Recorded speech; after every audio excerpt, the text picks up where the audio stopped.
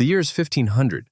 In a bustling Indian bazaar, merchants shout prices, children chase goats, and the air smells of spice and sandalwood.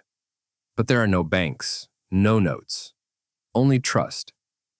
A farmer hands over a sack of rice to a potter.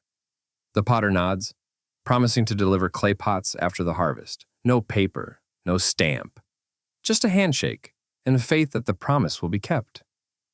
In those days, money lived not in metal, but in memory. As kingdoms rose, the world began to shimmer with gold and silver.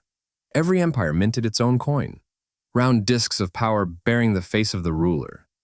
The Mauryas had their punch-marked silver. The Guptas had golden dinars that shone like the sun. The Mughals turned coin-making into art, each piece carrying verses, calligraphy, and pride. But still, the coin was only as strong as the man behind it. The metal mattered less than the trust it carried. In the South, grand temples stood not only as places of worship, but as the first banks. People stored gold, pearls, and coins in temple treasuries, not for profit, but for faith. Pilgrims believed their offerings would protect them in this life and the next. Merchants trusted priests to safeguard fortunes for years. And across kingdoms, trade thrived on a system called hundi, handwritten letters promising payment. A single scroll of ink could move wealth across oceans, powered only by honor and reputation.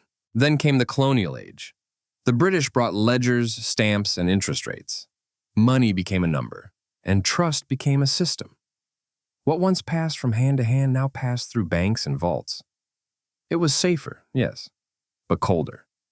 The human bond that once powered trade began to fade, and wealth, once measured in honor, was now measured in balance sheets. So what did money mean before banks existed?